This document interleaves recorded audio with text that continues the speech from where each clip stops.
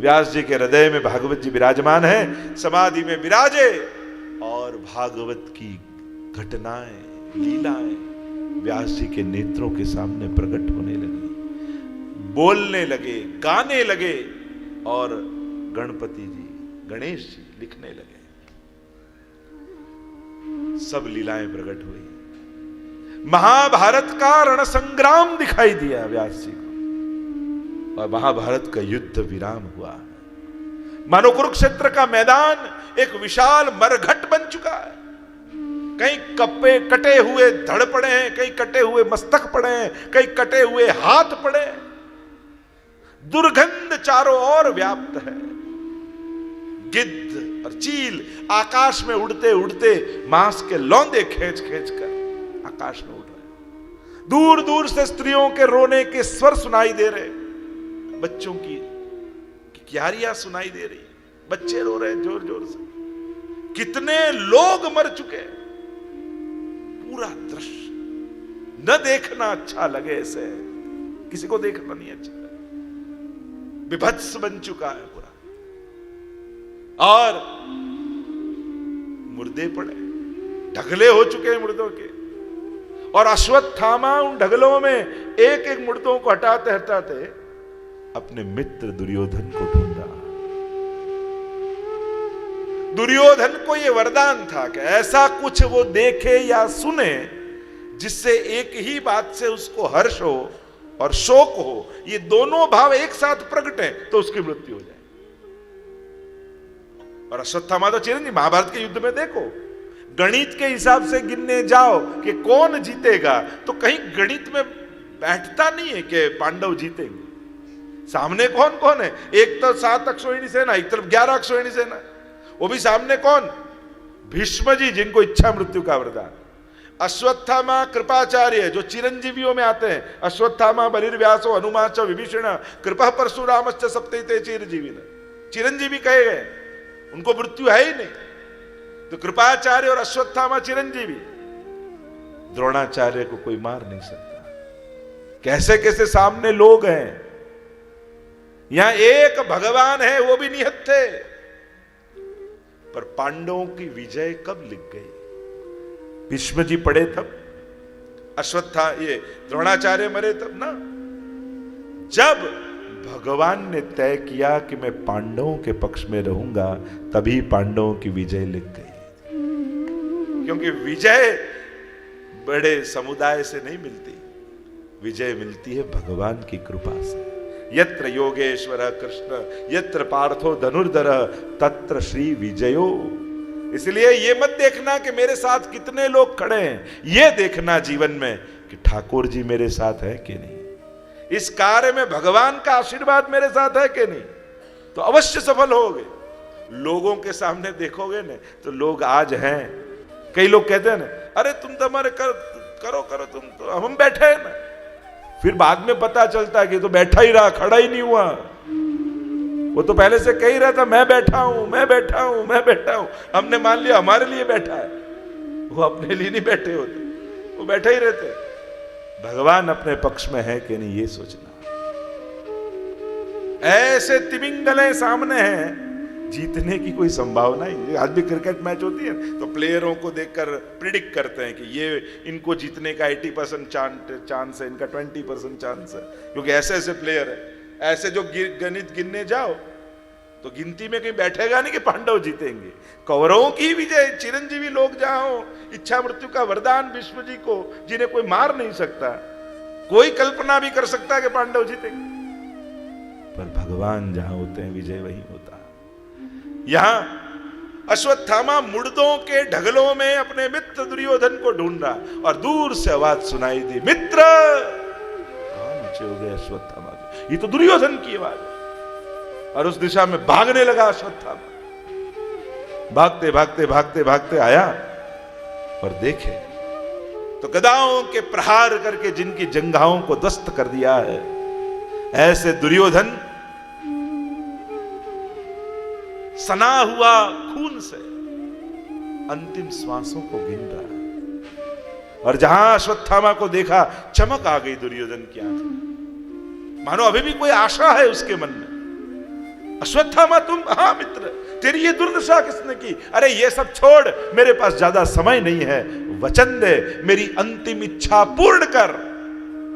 हाथ में हाथ देकर अश्वत्थामा ने कहा, तुम जो कहोगे मैं अंतिम इच्छा पूर्ण करूंगा, बताओ क्या इच्छा? दुर्योधन ने कहा, मरते पहले इन आंखों से पांचों पांडवों के कटे हुए सिर देखना चाहता हूं, मस्तक देखना चाहता हूं। अश्वत्थामा ने हाथ दबाया और कहा, वचन देता हूं, कल सूरज की पहली किरण निकले उससे पहले पांचों पांडवों के कटे हुए मस्तक लाकर तेरी चरणों में फेंकूंगा। सामने छाती से लड़ने की ताकत तो है नहीं अश्वत्थामा में, कैसे लड़ना, कैसे मारना? सोचा पांचों पांडव सो रहे हो, रात्रि के समय में चुपचाप छावनी में प्रवेश करूं और सोते हुए पांडवों के सिरच्छेद करूं। प्रभु को चिंता हुई। प्रभु ने पांचों पांडवों को कहा, चलो यमुना जी के तट पर जाएं, हमें कुछ जरूरी मंत्रणा करनी है। प्रभु जान गए, भक्तों की तो रक्षा करते हैं प्रभु। पांचों पांडवों को ले गए। पांचों पांडवों के युवान पुत्र थे, उन्हें भी प्रभु ने कहा कि तुम भी चलो, और उन पांचों ने भगवत आज्ञा का उल्लंघन किया, नहीं गए। और आज पांडवों की जगह पांचों युवान पुत्र सो रहे हैं। और रात्रि के समय अश्वत्थामा खुली तलवार लेकर एक भेड़िए की भांति छुपता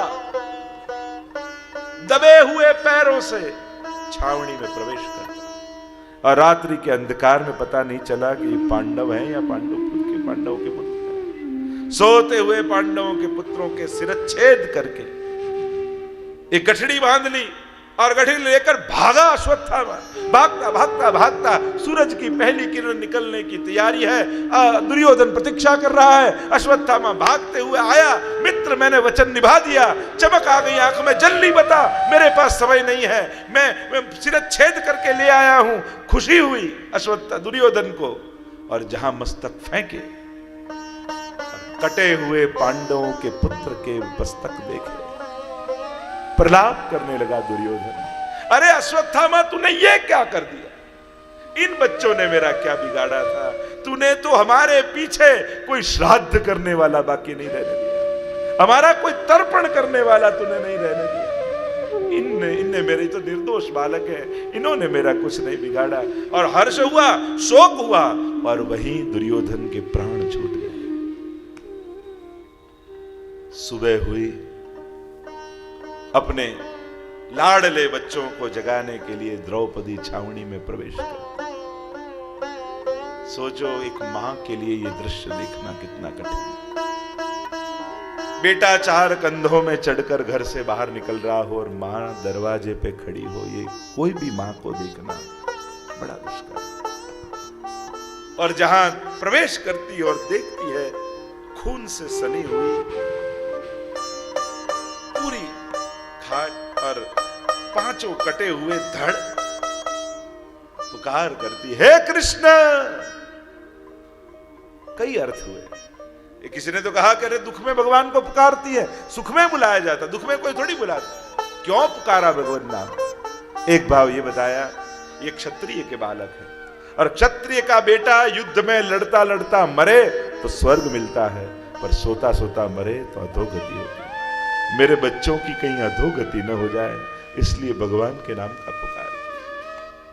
मन में यूं हुआ कि अभी भी थोड़े प्राण बचे हों और भगवान के नाम का स्पर्श इनके रोम को हो जाए, स्पर्श इनके शरीर को हो जाए, तो भी उनका उद्धार हो जाएगा। यह सोचकर भगवान के नाम का पुकार द्रौपदी ने किया। भागते हुए पांडव आए प्रभु के साथ, और दृश्य देखकर क्रोधायमान, कौन है ये दुष्ट, ये दुष्कृत्य करने वाला? अर्जुन ने प्रतिज्ञा ली, नहीं छोड़ूंगा उसको।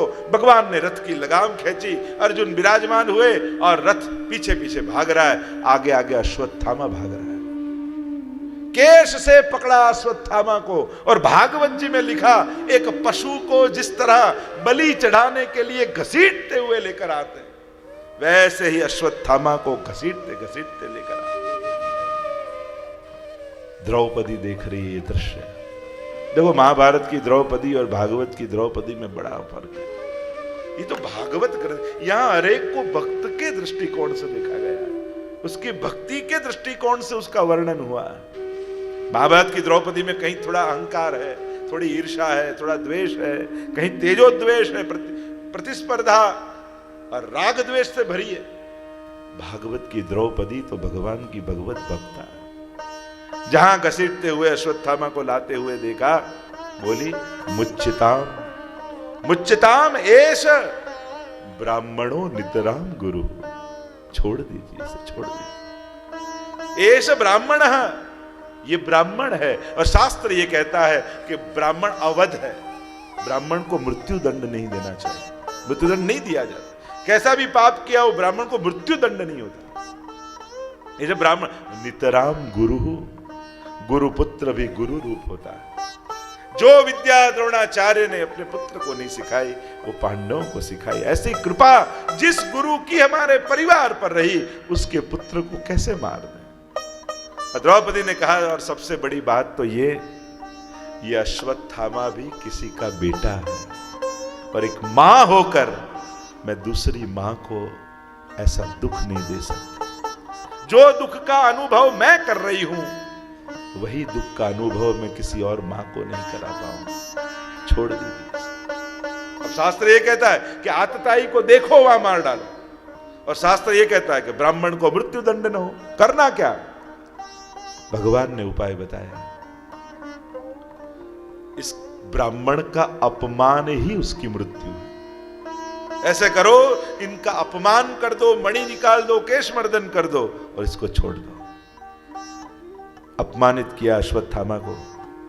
यहां हुआ कि अश्वत्थामा तो चिरंजीवियों में उसका पूजन होता है। आज भी देखो, वल्लभ कुल के वहां जन्मदिन हो तो मार्कंडे पूजा होती।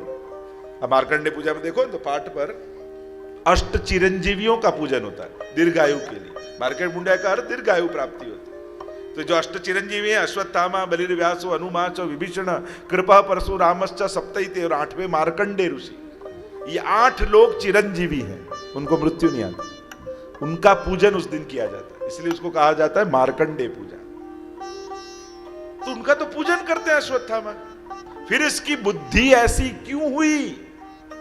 महाप्रभु जी ने अर्थ बताया, क्योंकि इसने दुर्योधन का अन्न खाया, और वह अन्न जहां तक खून बनकर शरीर में बहता रहेगा, फिरता रहेगा, तब तक इसकी बुद्धि ऐसी ही रहेगी। अपमानित किया, केश मर्दन करके मणि निकाल दिया, छोड़ दिया अश्वत्थामा को। अपमान की अग्नि में जलने लगा अश्वत्थामा। नहीं छोड़ूंगा इन पांडवों को। और ब्रह्मास्त्र का आह्वान किया। ब्रह्मास्त्र का आह्वान करके सोचने लगा, किसकी ओर छोड़ूं? युधिष्ठिर की ओर, भीम की ओर जिसने दुर्योधन को मारा, अर्जुन की ओर? सोचते सोचते देखो, जाकी जिसकी बुद्धि, जहां सुमति तहां संपत्ति नाना, और जहां कुमति तहां विपद निधाना। बुद्धि नाशात प्रणश्यति, गीता जी के वो वचन। बुद्धि नाश होता है तो सर्वनाश हो जाता है। इसकी बुद्धि का पतन देखो अश्वत्थामा की। किसकी ओर, किसको मारूं? ये अमोघ बाण है ब्रह्मास्त्र, जिसकी ओर छोड़ूंगा वो नहीं बच पाएगा। 5 पांडवों को सोच रहा है।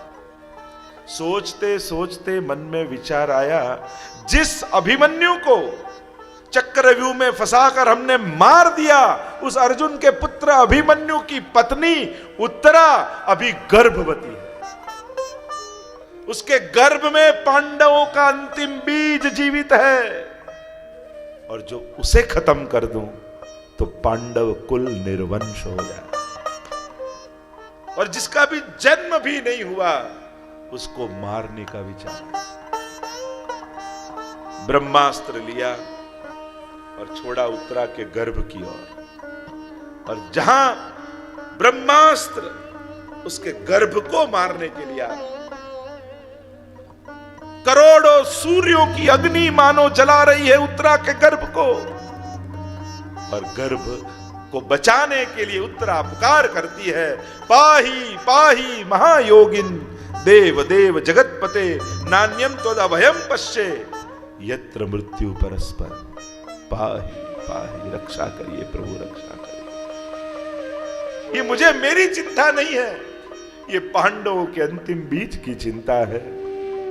ये पांडवों का कुल दीपक अंतिम दीपक है, पर जो ये समाप्त हो गया तो पांडव कुल निर्वंश हो जाए। रक्षा कीजिए प्रभु। और अंगुष्ठ मात्र का रूप धारण करके भगवान उत्तरा के गर्भ में प्रवेश करते। उत्तरा परमा भक्ता रोहिण्यां। महापुरुष बुद्ध में आज्ञा करते हैं, परम भक्त है उत्तरा, रोहिणी जी के अंश रूप है। और भगवान उस गर्भ की रक्षा जो ब्रह्मास्त्र की अग्नि में, ऐसे तो कहा कि मर गया था, भगवान ने जीवित किया, और गर्भ के चारों ओर परमात्मा सुदर्शन लेकर उस गर्भ की रक्षा कर रहे हैं। गर्भ में रहा हुआ बालक चारों ओर देख रहा है, ये कौन मेरी रक्षा कर रहा है। परीक्षति इति परीक्षित, जो चारों ओर परमात्मा को देखता है वही परीक्षित है। देखो भागवत में, अन्य ग्रंथों में, भारतवर्ष के इतिहास में कई ऐसी महान माताएं थी जिनके गर्भ में भगवान आए। कई ऐसी माताओं की कथा आती है कि जिनके गर्भ में भक्त आए, प्रहलाद आदि, ध्रुव आदि। पर एक भारतवर्ष की माता, ये ऐसी एकमात्र उत्तरा है जिसके गर्भ में भगवान और भक्त दोनों ने निवास किया। ये ऐसी माता है उत्तरा। स्वयं भगवान भी घर में प्रवेश है और भक्त तो विराज ही रहा था भीतर। दोनों को जिसने गर्भ में धारण किया, ऐसी ये देखो परीक्षित पर कृपा हुई। नहीं तो परीक्षित ने कौन सा ऐसा धर्म कार्य किया कि भागवत मिले उनको। भागवत तो भाग्योदय न बहुजन्म समर्जित है, पुण्य के उदय से भागवत आता है, अपराध करने से भागवत थोड़ी मिलता है। परीक्षित ने कौन सा पुण्य किया कि उनको ऐसे सुखदेव जी प्रकट हुए भागवत सुनाए। पाप ही किया था ना, ऋषि की परीक्षा की, मरा हुआ सर्प गले में डाल दिया, ये तो अपराध है, सजा मिलनी चाहिए। फिर भी भगवान ने क्यों कृपा की? क्योंकि भक्त का वंश है। भगवान केवल भक्तों की रक्षा नहीं करते, भक्त के वंश की भी रक्षा करते, क्योंकि उनके पूर्वज भगवान के भक्त थे। प्रभु संबंधी मानकर भी कृपा करते। इसलिए टीका में आचार्य सब बताते हैं ब्रह्म संबंध की, कि देखो यादव संबंधी थे, भले भक्त नहीं थे, तो संबंधी जानकर भी भगवान ने कृपा कर दी। वैसे ही हमने ब्रह्म संबंध लिया, शायद सेवा न कर पाए, सत्संग न कर पाए, फिर भी प्रभु कृपा करेंगे। क्यों? क्योंकि भगवान के साथ संबंध तो जुड़ा नहीं। आखिरी में संबंध को याद करके भी ठाकुर जी हमारा उद्धार जरूर कर देंगे, क्योंकि इसका मेरे साथ संबंध जुड़ा है।